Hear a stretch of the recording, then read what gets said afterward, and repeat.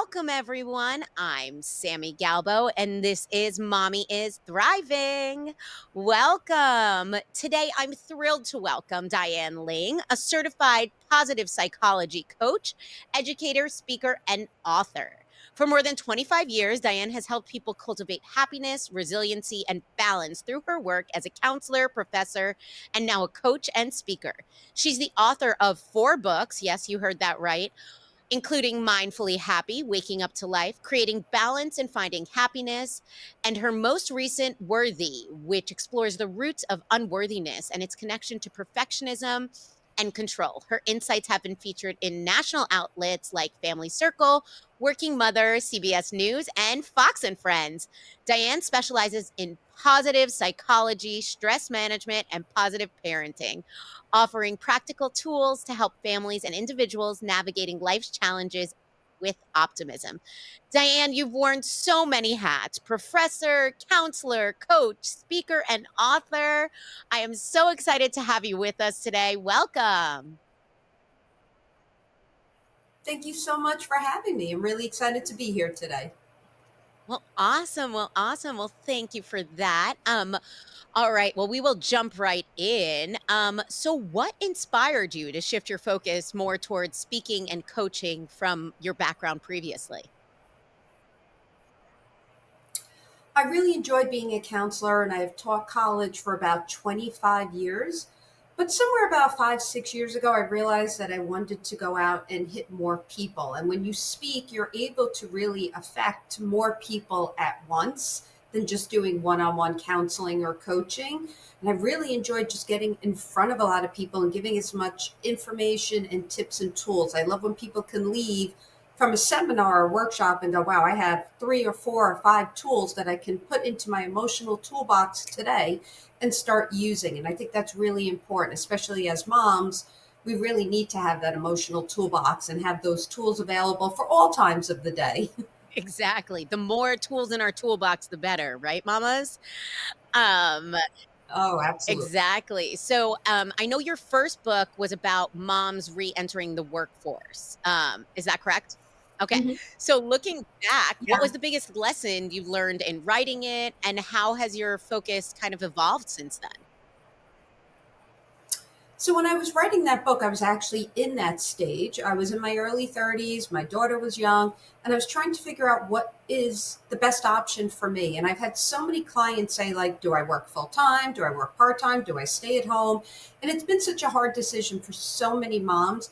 And what I realized and what helped me writing this book and in my own life as a mom is that you have to do what's best for you. What's going to make you the best mom or the best parent, and I don't want to exclude dads because we have stay at home dads, but whatever makes you the best parent is what you should do. So if working full time is going to make you a better parent, a better mom, and you're going to feel better about yourself, then that's what you should do. And I've noticed for a lot of moms and even dads, it's that balance. And that's what I loved about doing it as I was living it. I was working, 3 days a week. I was able to put my college schedule of teaching that way and also being able to spend some really valuable time with my daughter and watch her grow up. But it's so unique to everyone. But as my daughter grew up and went to junior high and high school, I was able to shift gears and my life shifted gears. I've noticed my books, my speaking just follows where I am in life. And my latest book, Worthy, is really a lot about my childhood and a lot of the dysfunction that I went through, but also what I see with so many clients. And the root of so many issues is that unworthiness feeling, that feeling of not being good enough, whether it's at a mom or it's in your professional life with imposter syndrome or having as a female that good girl syndrome or people pleasing. And so many of us deal with that. We don't create boundaries. We don't learn to say no. We don't have self care. So it was really, I think, an important time for my own self reflection, but also that's what I'm just seeing so much from my students all the way to my clients to people I'm speaking to. So I really just wanted to get to the root of the issue for I love everyone. that. I love that. You touched on so many things that are so relevant in so many of our worlds. I think the Yeah. thing that like struck the most chord with me is the you are one of one, right? And it doesn't matter whether it's, you're talking about in your mom life or in your career or what works for you or what works for your family. Like what I do in my world, and I say it all the time, doesn't equate to what somebody else should be doing in their world, you know? What I do with my life and how I deal with myself and I do my self-care and everything else are important to me, you know? Like, I love my job. I love coming to work every day, but just because I go into an office 5 days a week doesn't mean that works for everyone, you know? Like, I worked from home for so many years, and that worked in the moment when my kids were home. I was really blessed to have that opportunity. Thank you, COVID.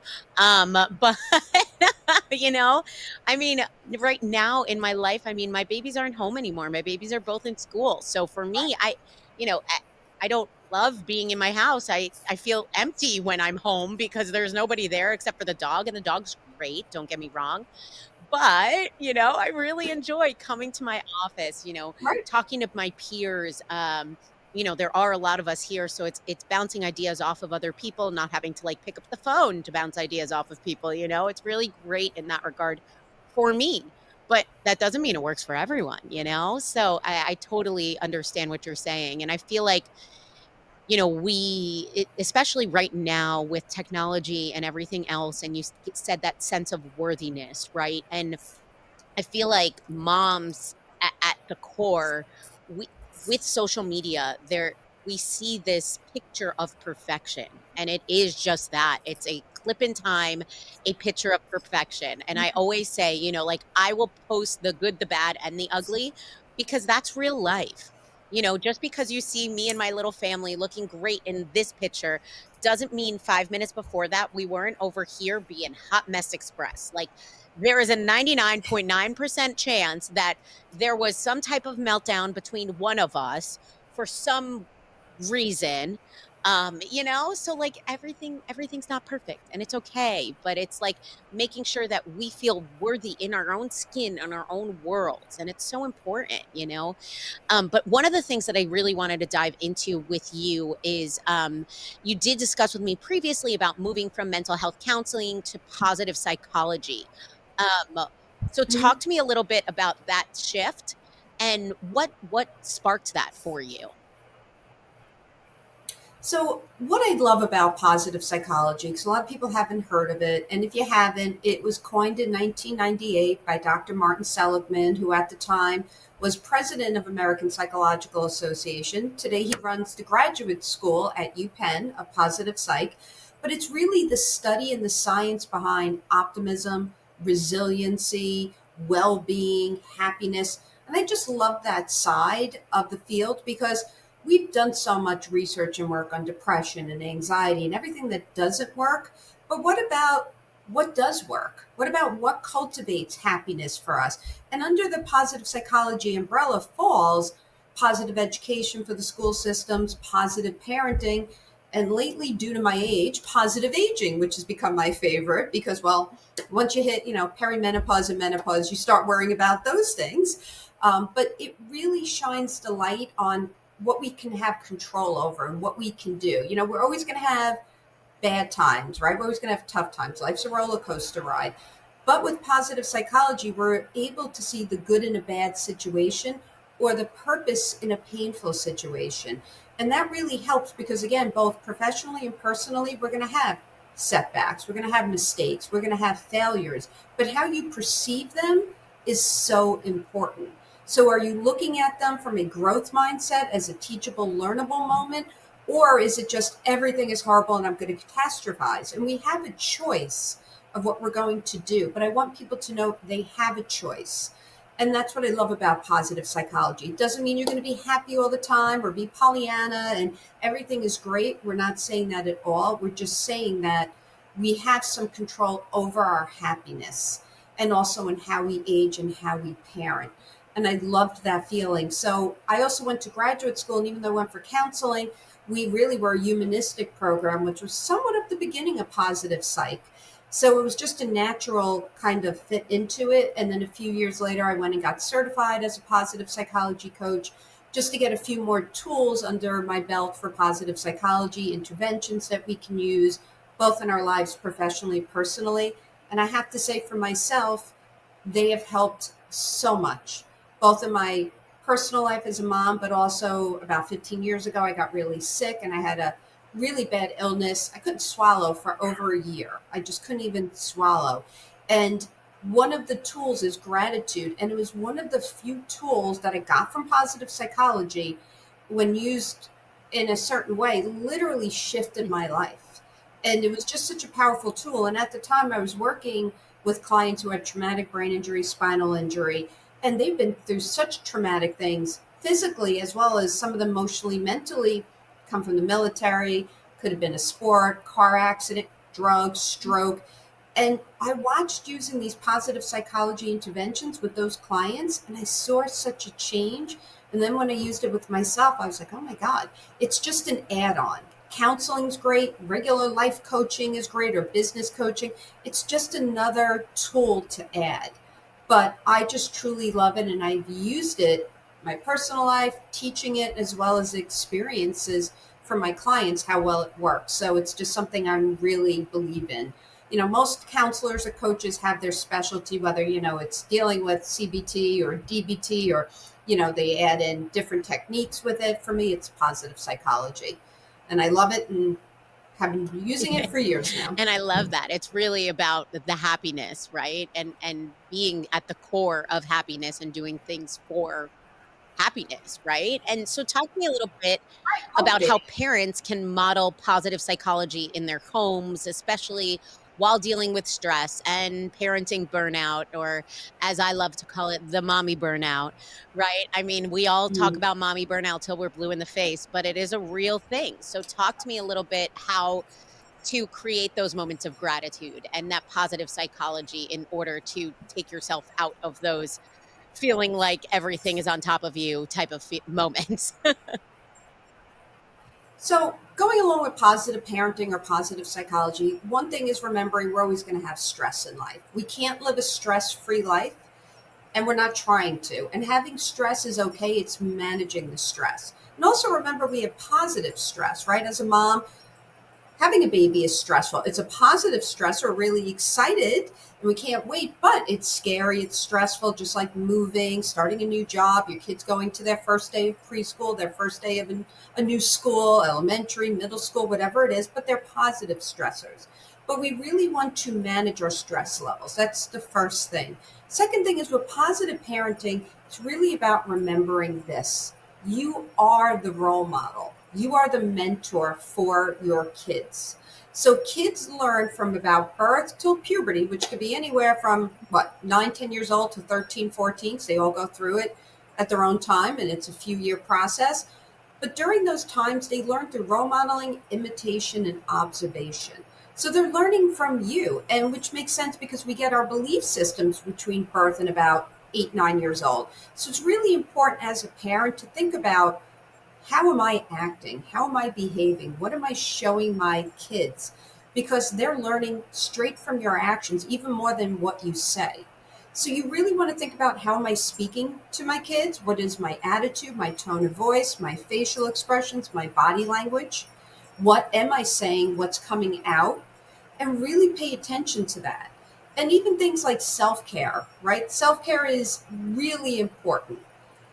But for us as Gen Xers, even some of the millennials or baby boomers, we were never taught it. I've never seen any of my aunts or parents or anybody's friends, their parents who, when we were growing up, even mentioned the word self care, did it. You never even saw it. So we weren't, it was never given to us, it was never talked about.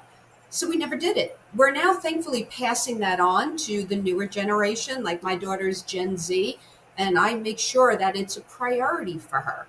But we didn't have that. So I think about it this way: whatever you want your kids to act like or to feel like, you have to show.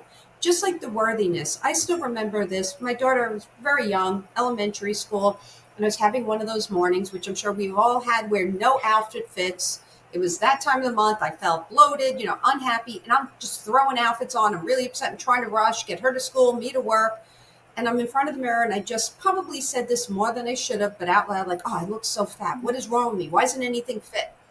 And she passed by me in the back of me, and she said, if you're fat, mommy, I must be.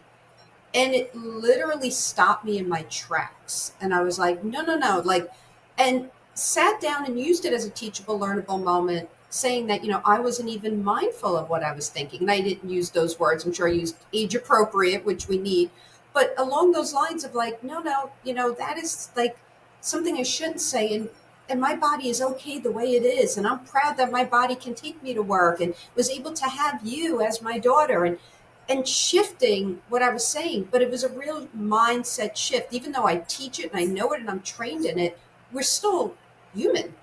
But it was a real wake up. And I was like, oh my God, I got to really watch what I say and how I say things. Because kids really are so smart. Even as early as 2, 3 years old, they notice the nonverbals. They notice the body language. I still remember doing research with elementary and preschool kids, and they knew their parents weren't happy together, not because either one said anything, but because they didn't kiss, they didn't hold hands, they didn't smile around each other. That's what kids notice.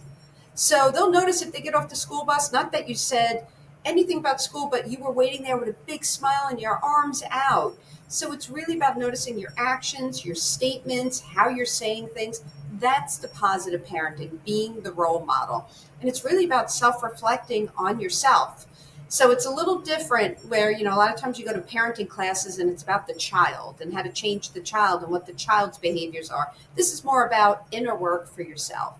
But it's good because you get to self reflect and become self aware of what you want to work on for you and make the changes for yourself, which in return will benefit your kids and your grandkids. So it's really a positive way to look at For it. sure. No, I totally understand exactly what you're saying. I always say that my kids are little mirrors, right? Like anything that I'm doing, I see them and I'm like, whoa, like, okay, I need to fix that with myself because I don't want them talking that way. And noticing those little nuances because 100%. sometimes it's not the big, huge moments, right? It's like those little nuances where you catch yourself that you're going to say something that may not be in the best interest of your kids saying it, or you don't want them, it's really that positive parenting, really being that role model. It's funny, I made a comment in front of my son about something about his teacher, and I just made a comment in passing, and he's like a little parrot, right? So then he used what I said against me in another conversation. He's 6, might I add.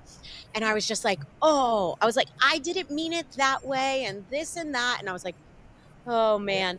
But exactly what you're saying, like and anything that we're saying or we're doing, and they see everything. Even in the moments when we don't think that they're seeing everything, they're literally seeing everything. Um, exactly. Yeah. And I agree with you so much on the self-care. I mean, if I am in especially, since losing my mom 3 years ago, putting in the work, and putting in the time on myself, it has leaps and bounds advanced who I am as a mom, as a wife, as a friend, and so it's really putting in the work to make yourself a better role model and leader for your children, right? And so talk to me a little bit, could you expand a little bit on what that means to you and how parents can actually teach self-care to their kids, I mean, yes, we all have the talks and the mental health kind of check-ins now with our kids, which is not something we grew up doing. Let's be real, like there was no talk on how do you feel about that? Or it was more like stop Mhm. crying and move on, like it wasn't the Yeah. okay, are you done with that emotion? Have you encompassed that emotion? Do you want to talk about it? Those conversations, I mean, for me growing up, I feel like it wasn't it wasn't okay to not be okay. Whereas now, it's a lot more accepted and there's plans to put in place if you're feeling not okay and things to do. So talk to me a little bit about how you teach that to children. Yeah, I grew up with the man up, get over it, move on. And I think a lot of us did. If you were raised 70s, 80s, 90s, even the beginning of 2000s, you were pretty much raised like, get Right, over rub it. some It didn't dirt in matter it. if you were male or female, just, right, just get over it. You're fine, walk it off. And now we know a little better, obviously, and we're doing better. But a few things about self care. Self care is preventative, which is why it's so important. Self care prevents the burnout, whether it's mommy or parent burnout, corporate burnout. During the pandemic, it was pandemic burnout. but or caregiver. And again, if you're taking care of kids or you're in that sandwich generation and your parents, you're a caregiver. So all of that can cause burnout. So we want to be preventative. Self-care is done for you, by you, meaning it's very individual. What self-care to me might not be for you, and it's done by you. It's not looking for other people to do it. So you have to make it part of your routine. And routines are extremely important. Both a morning and an evening routine is what we really want to think about. So morning routine sets you up for a day of success. Evening routine winds you down so you have a good night's sleep, which again will make the next day better. And routines can be part of self-care. But why we need to do self-care is, one, you can't give what you don't have. So if you don't put yourself on the priority list and you're on the bottom, or as a client literally asked me a few months ago was, am I supposed to be on the priority list? Like, she didn't even thought she belonged on it. And sometimes that's that unworthiness coming up. But when we don't put ourselves on there, and then we get to a place of burnout where we're mentally, physically, emotionally, and spiritually fatigued, then you're not there or able to be there for the people you love, care, and work with. So you take care of yourself so you can be the best parent, the best worker, coworker, friend, daughter, whatever it is, you do that for them. Self-care is also a great positive parenting tool because, again, you're role modeling it. So just by you taking self-care, you're teaching it to them even without the conversation, because they're seeing it, and they're seeing it repetitively. So they know it's important, and they'll see the change in you. So true self-care, just to put this out there, doesn't have to be a massage. It does not have to be a mani-pedi or going to play a game of golf. Literally, true preventative self-care is your basic needs. And what I always ask parents to do is, I call it the journal of truth. And for 1 week, I have them keep a journal of these things: sleep, diet, exercise, and water. And I say, for 1 week, I just want you to keep track of these things, just 1 week. And by the end of the week, they actually can see what's lacking in their lives. But this is so important because your basic needs are your foundation. Without them, everything else is off. And it seems like common sense, and it is, but yet we don't do it. So sleep, the normal American gets 4 to 6 hours. We're supposed to get 7 to 8. Now, of course, that's ideal, and I don't think I've gotten 7 or 8 hours in a very long time, but at least trying to get 6 so your cognitive skills are good. But is sleep a priority too? And it should be a priority. Then looking at diet, and I'm only talking diet from a mental, emotional health. I'm not a nutritionalist. I have no idea how to get a six-pack. But for mental and emotional health, alcohol is a natural depressant. If you're feeling depressed, it's not going to help. And yes, will it put you to sleep? Yes, but it'll wake you up way quicker with a headache. You'll have to use the bathroom more often. It does not help with sleep. So being mindful. Caffeine and sugar causes a lot of us to be more anxious, to be more jittery, to be more shaky. So if you know that you're an anxious, worried person, you want to reduce it or be mindful. Or if you have something big that day that's going to happen that's going to make you more anxious. As my college students say, that's public speaking for them. Like on those days, maybe those are the days that you reduce your caffeine and sugar. And of course, watching it in the afternoon and evening because it can affect your sleep. And then eating a clean diet. And we're not saying all the time because that's impossible. We're not going for perfection, as we talked about, but even 70-30. Because a clean diet where we reduce our genetically modified, our chemicals, our fast food, our junk food, all of that actually takes away the inflammation in your body, which as we get older, we worry about because of joint pain and rheumatoid arthritis or autoimmune illnesses. But it also causes inflammation in your brain, which causes brain fog. It also causes depression. So we want to be mindful of what we're eating, and we want to have our kids eating healthy from the beginning because that sets them up. If we're always giving them sugar, they're going to be addicted to sugar by the time they hit middle school.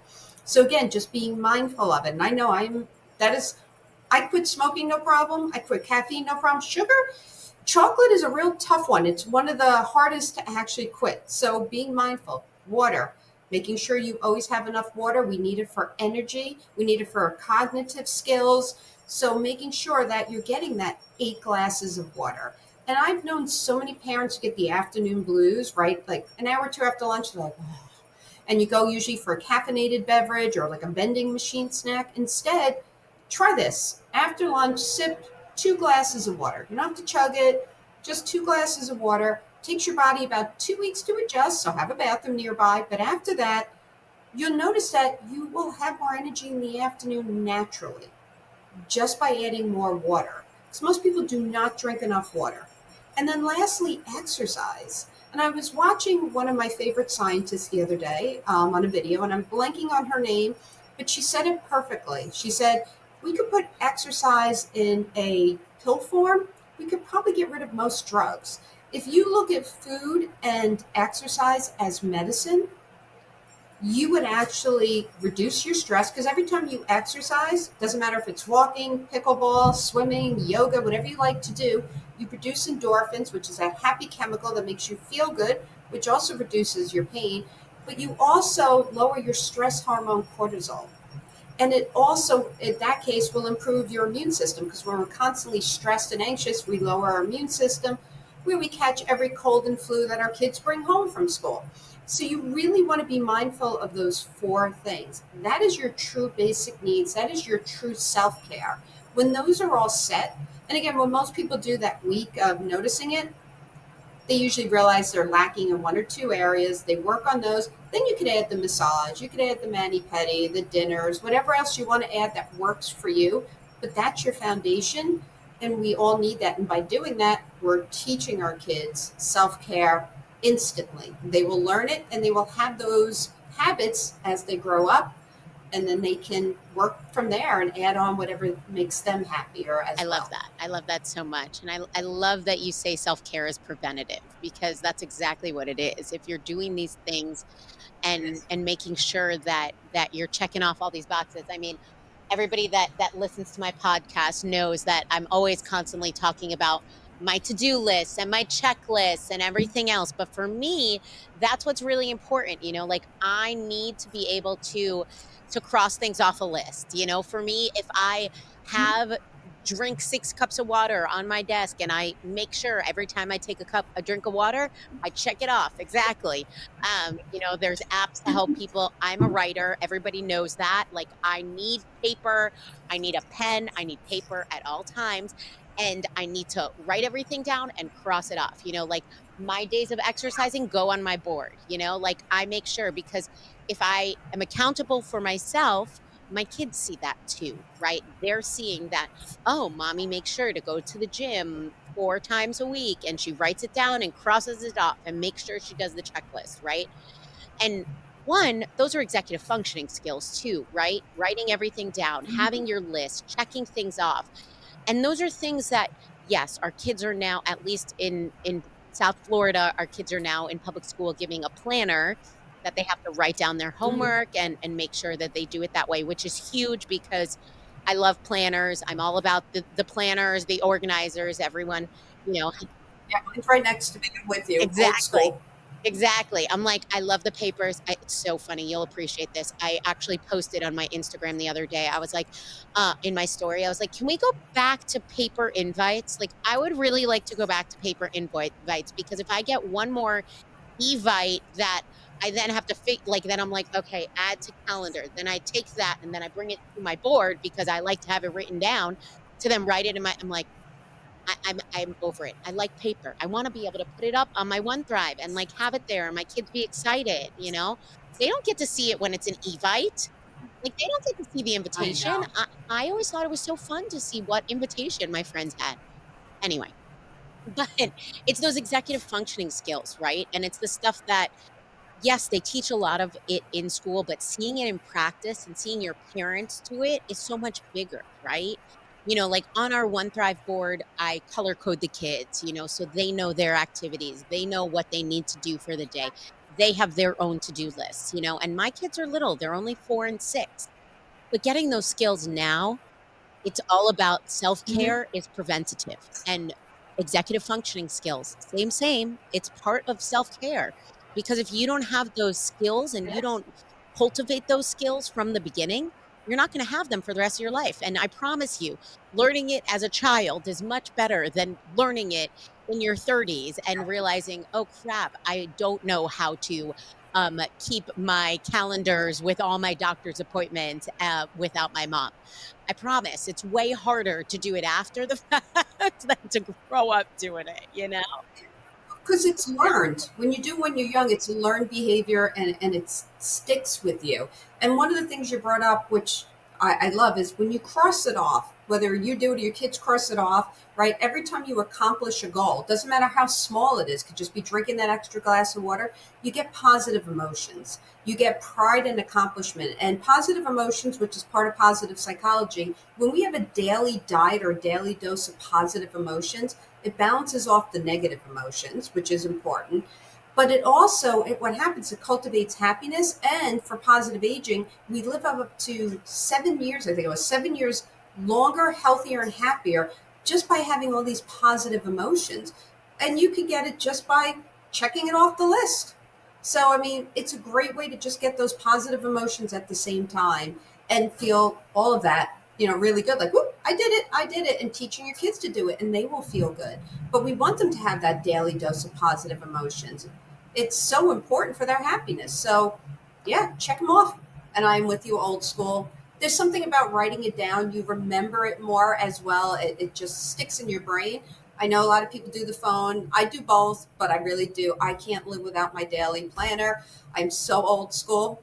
It's just, but it works. So again, it's what works for Exactly, you. exactly. For me, it's getting it Definitely. out of here and onto a physical something, whether it's my OneDrive board or my Mhm. planner at my desk, like just to take it out of my brain. Because if I, because the way I'm made, I have the internal checklist at all times also. So like if I have it on a piece of paper, it's I think it was Erica Diamond that said, every morning when you get to your desk or when you wake up in the morning, take 5 minutes and write down your to-do list for the day, for personal things, for professional things, for things with the kids, whatever you need to do from the beginning of the day to the end of the day, no matter how big or how small, to write it down.